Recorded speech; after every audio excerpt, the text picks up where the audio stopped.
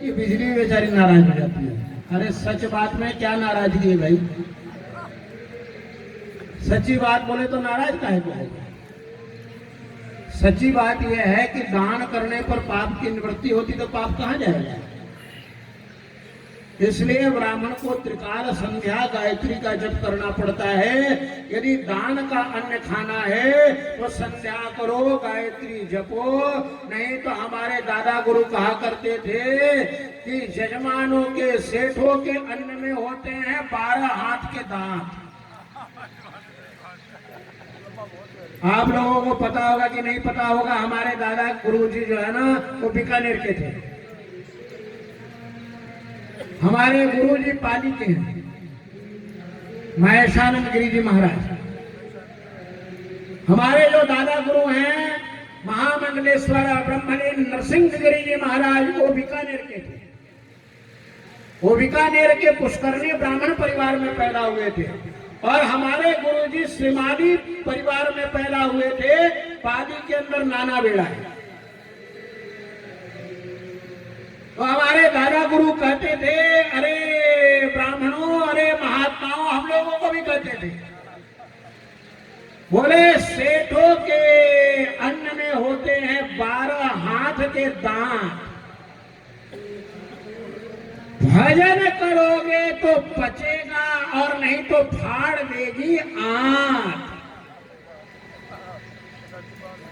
यदि भजन करोगे, जप करोगे, नियम का पालन करोगे, महादेव का अनुष्ठान करोगे, तब तो वह अन्न पचेगा और नहीं तो शरीर में बीमारी पैदा कर।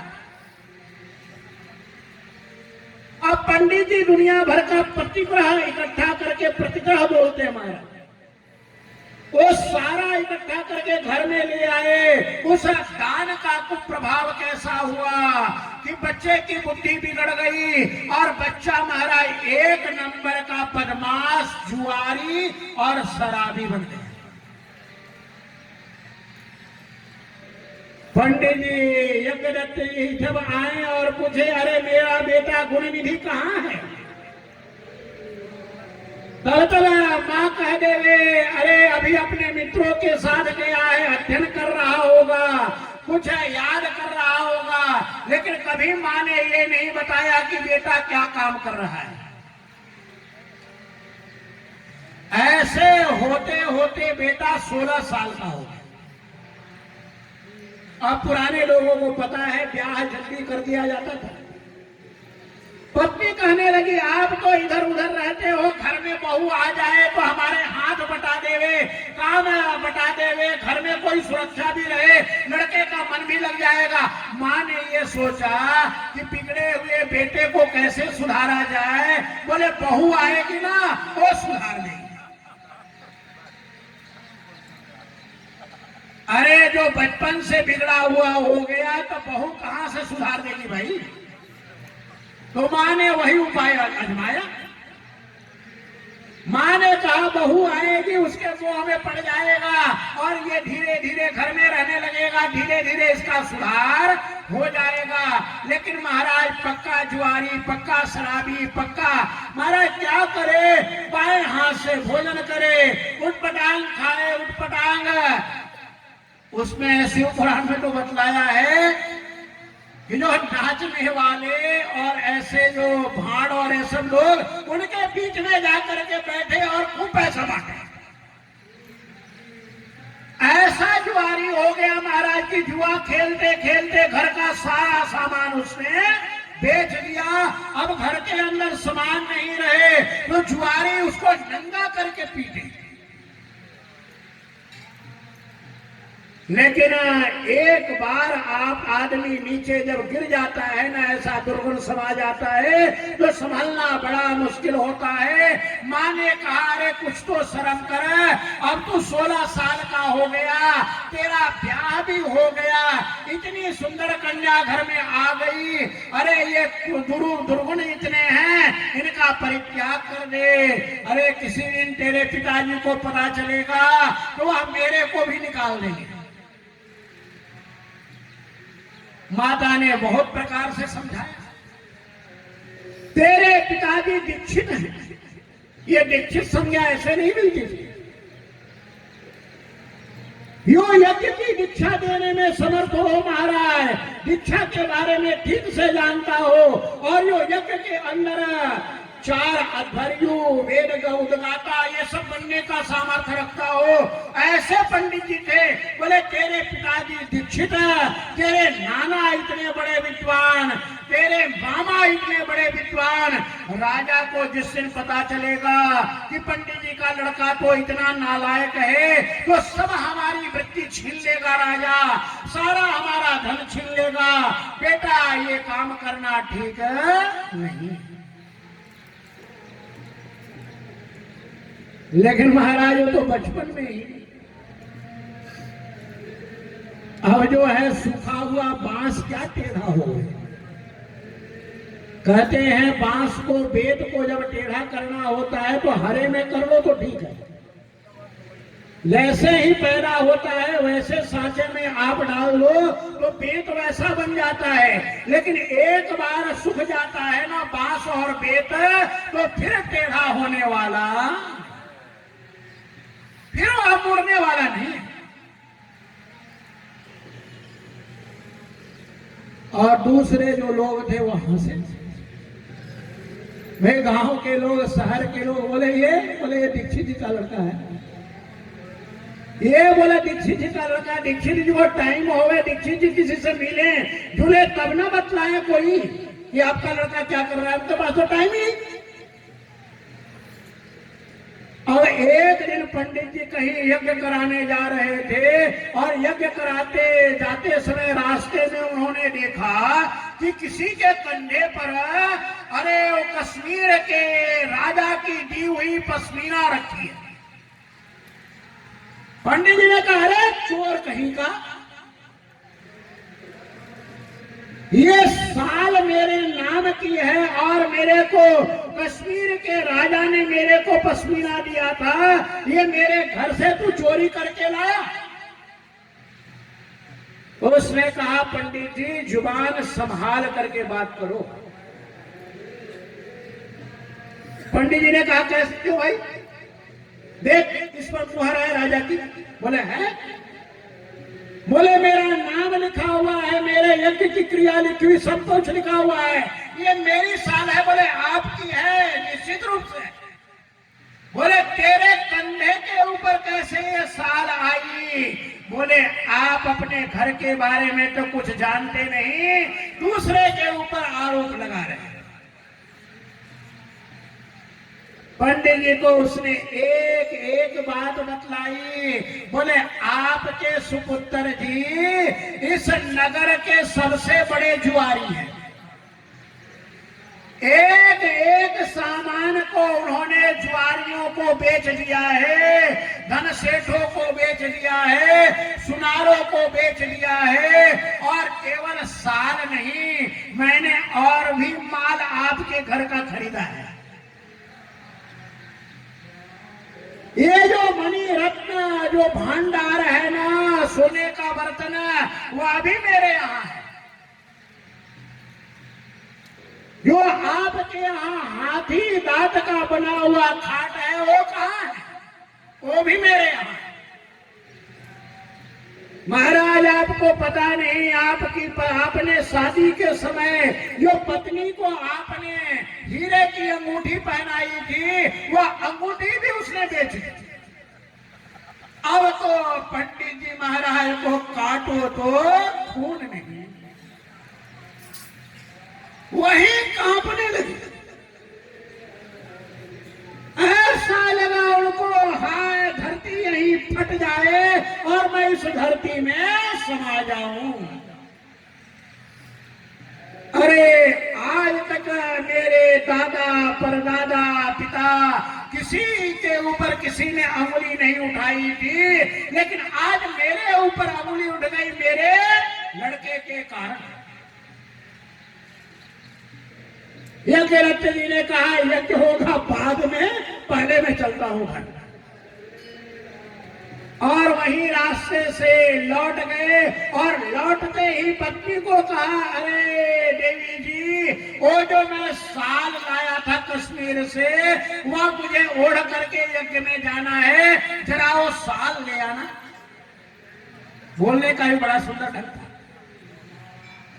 वो कहने लगी महाराज इतने तो कपड़े पड़े हैं, पता नहीं कौन से कपड़े में दबा पड़ा होगा। बोले बात तो सही है, कहीं कपड़े में दब गया होगा, लेकिन तुम्हारे जो हाथ में वो हीरे की अंगूठी थी, वो अंगूठी कहाँ गई? बोले महाराज कहीं आटा निकालते समय किसी घड़े में, किसी स्वर्ण पात्र में गिर गई होगी। बोले अंगूठी तो घड़े में, स्वर्ण पात्र में, आटा में गिर गई। वो जो नागदंत का, वो हाथी दांत का खाट था, वो भी घड़े में समा गया। अब तो धर्म पत्नी जी गिड़गिड़ाने लगी, रोने लगी। बोले माफ कर दो, माफ कर दो। अरे बोले कुल कलंकिनी, तूने मेरे कुल का सत्यानाश कर दिया।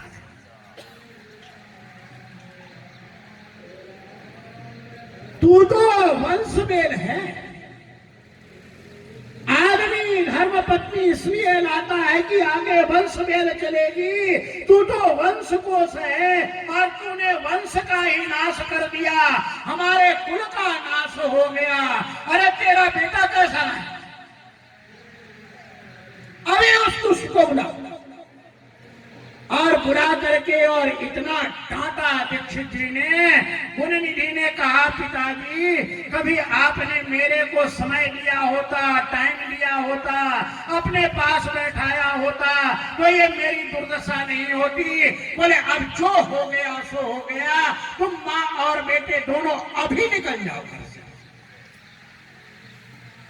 अभी तुम दोनों को मैं तिलांजलि देता हूं। तिलांजलि मतलब तुम हमारे लिए मर गए, तुम हमारे लिए मर गए। उसी समय तिलांजलि दे करके और पंडित जी ने दोनों को निकाल दिया। दूसरे दिन महाराज विधि विधान से किसी ब्राह्मण की कन्या को ला करके उन्हें ब्याह संपन्न किया। क्यों? क्योंकि बिना पत्नी के यज्ञ में कैसे बैठेंगे। कई ऐसे कर्म होते हैं जिसमें पत्नी का होना जरूरी होता है। अब इधर माँ और बेटे जब दोनों निकाल दिए गए तो दोनों को होश आया। अब दोनों रोते रोते रोते रोते रास्ते में जा रहे थे। बड़े जोर की भूख लगी। बोले अरे पैसा भी पास में नहीं है कि कुछ खरीद करके खा ले। यस्य पार्श्वे धनम स्यात् वही, अरे इसके पास धन होता है वही विदेश में सुखी होता है। माँ कहने लगी बेटा मेरे पास तो कुछ भी नहीं है, तूने कुछ नहीं छोड़ा।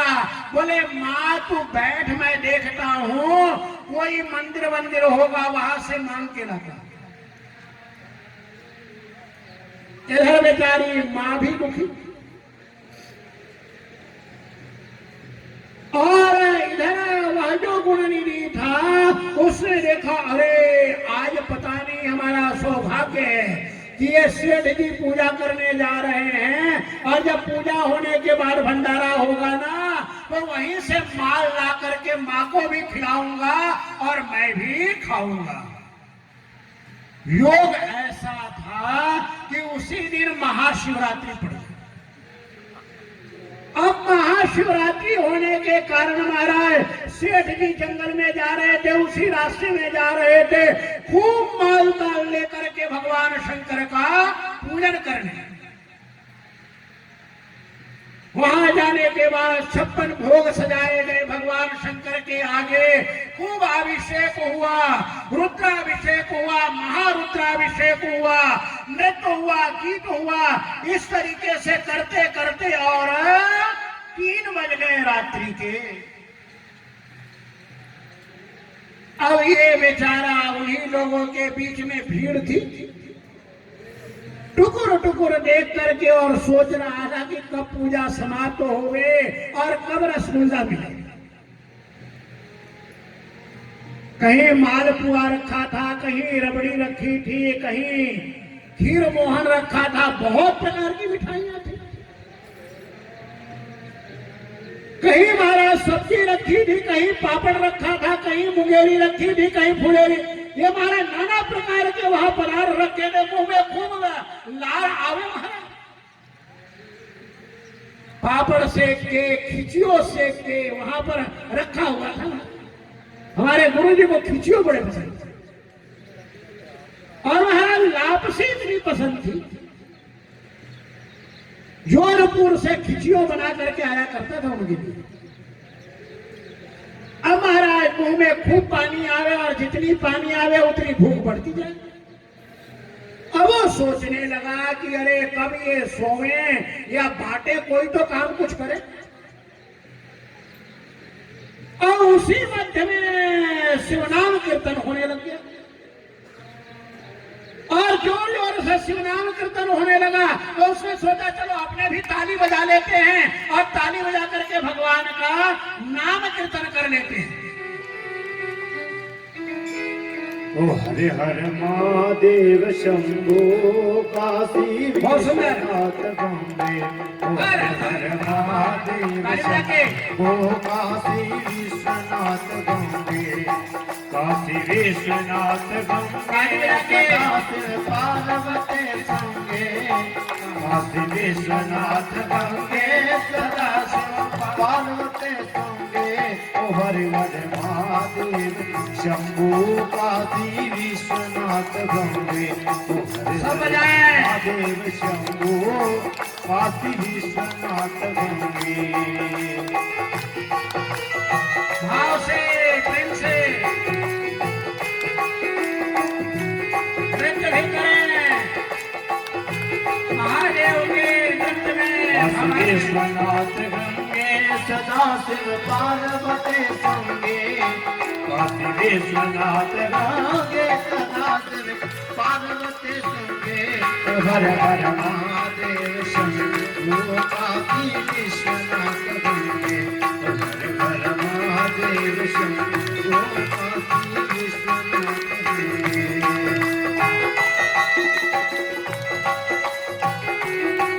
जय हो। भाव से, प्रेम से कोई हाथ खाली न रहे। जब महादेव का नाम हो तो धीरे धीरे कीर्तन जरूर करो, रेखा बदल जाएगी। जय हो।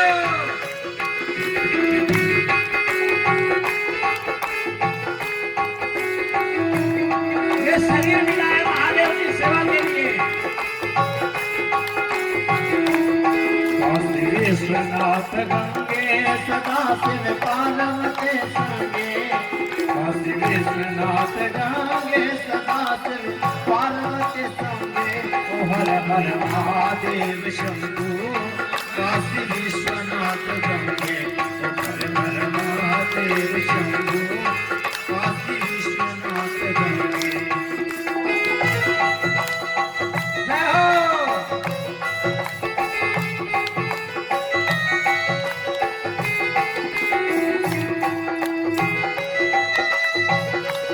वाह, जय जय, ताली बजा के हर हर महादेव। भाव से, प्रेम से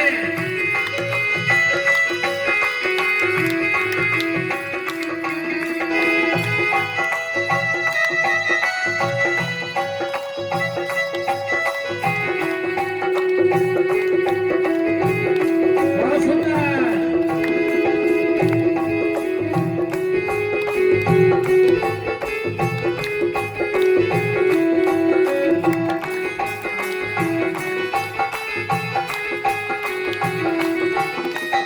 पार्वती संगे सदा शिव पार्वती संगे। सदा शिव पार्वती संगे। ओ हर हर महादेव शंभो काशी विश्वनाथ गंगे। ओ हर हर महादेव शंभो काशी विश्वनाथ गंगे। काशी विश्वनाथ गंगे सदा शिव पार्वती संगे। काशी विश्वनाथ गंगे सदा शिव पार्वती संगे।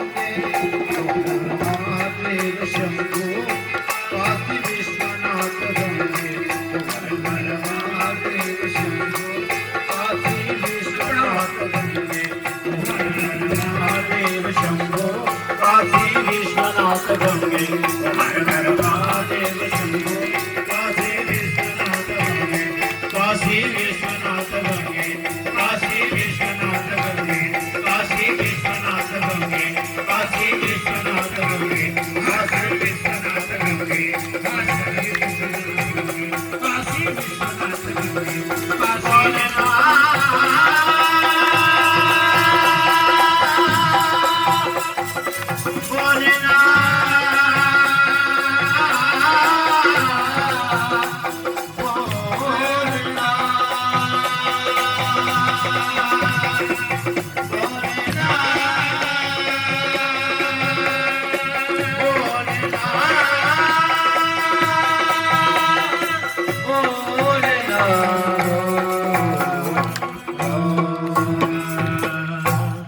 बोलो शंकर भगवान की जय। ऐसा जयकारा तो नहीं लगाया होगा, जोर से जयकारा लगाया कि कैलाश तक जाए। हर हर हर हर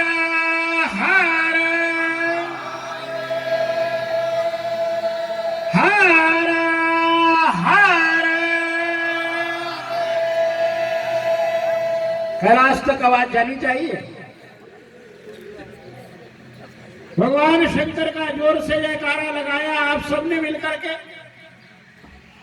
तो ऐसे ही गुणनिधि ने भी लगाया होगा, लेकिन माल मिला नहीं बेचारे को। पेट में चूहे कूद रहे थे जोर जोर से, अब सब नाच गा करके और वहीं पर शिव मंदिर में सो गए। लेकिन यहां नींद कहां से आ गई? हाँ, जहां पेट में चूहे कूद रहे हो तो नींद आएगी। अब टुकुर टुकुर देखता रहा कि कब सब सो जाएं तो मैं कुछ उठा करके ले जाऊं, लेकिन बेचारे का दुर्भाग्य ये हुआ कि जब सब सो गए तो बत्ती जो है ना वो बिल्कुल बुझने लग गई। उसने कहा लो, सिर मुड़ाते ही ओले पड़े। अब बत्ती बुझ जाएगी तो कहां पता चलेगा कि लापसी कहां